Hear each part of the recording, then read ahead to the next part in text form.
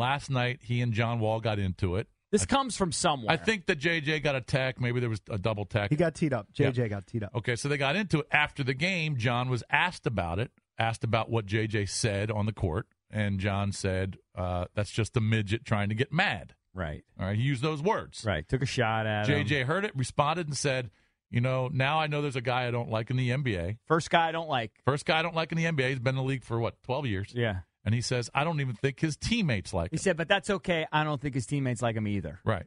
And that's not something that you just say. You've heard, there's a reason why you're saying that. Correct. Well, we've heard that too. I believe that Beal too. and Wall had to, after an offseason where there were reports that they didn't really like each other, they had to have a moment last year and said, no, we're good.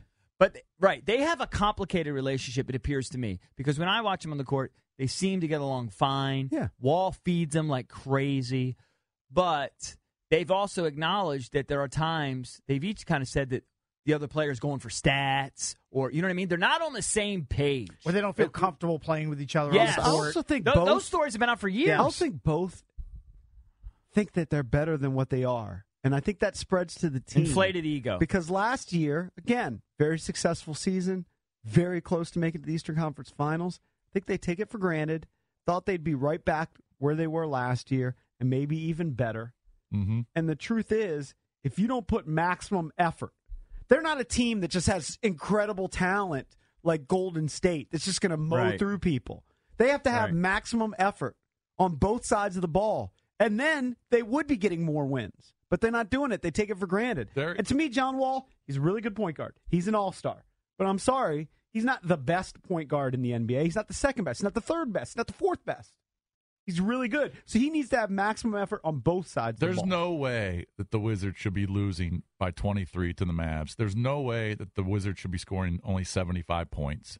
There's no way the Wizards should be losing games at Charlotte by 25. There's no way the Wizards should be losing to Atlanta on the road. There's no way the Wizards should be getting swept by the Jazz. They don't have collective heart. In one of those games, they lose by 50. Right.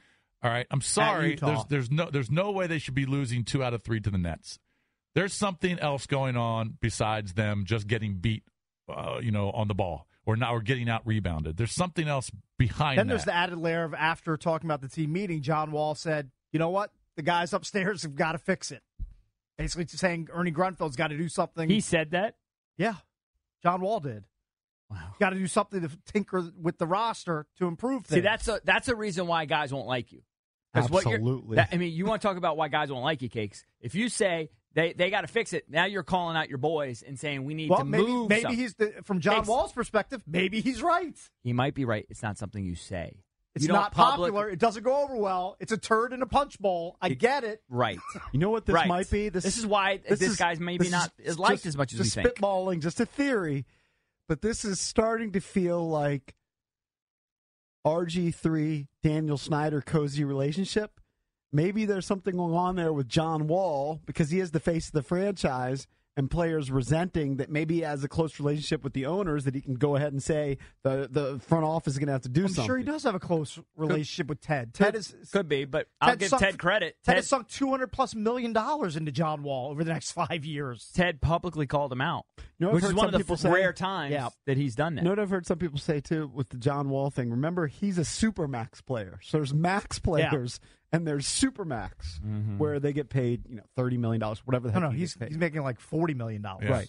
So is he? The thought, I don't know if it kicks in next year, but I know it'll be that's the track it'll that reach he's on. there. So what do you make of this? So John Wall originally said, if you went back to what he said, that he was going to take his time to decide whether he was going to sign with the Wizards. Yeah. And then that Supermax thing came, and there's no human on the planet that if you put the Supermax in front of them, you can only hold out for so long. You're going to sign it. We all knew he was going to sign it. Of course.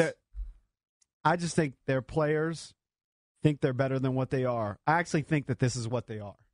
I don't think... No. I think they're underachieving. I think they're underachieving to some extent, but they're not as good as what they believe. They're not a top... They're not as good as Boston. They're not as good as Cleveland. They're not as good as Toronto. They should be a 50-win team.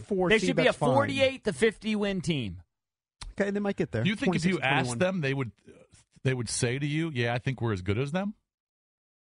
Well, yes, they have said that. I know, but how can they believe that? They've got that bravado. How can they believe that? I don't know. They said the Cavaliers were ducking them in the playoffs. Well, that was Bradley. That was stupid. That was just immaturity. Hopefully they've learned. They said they were the best backcourt in the NBA. They'll stop yapping about being the best backcourt at Cleveland. But that was when they were playing well. I mean, that was when they were sniffing the 50-win seasons. They can't believe that now. Well, no, they said that when they played Cleveland this year, before when LeBron dropped over 50 on them. Yeah. I can't remember the exact number. They said that in an interview with ESPN this year. Okay, well, they think they've arrived. I can't believe I can't believe they think that.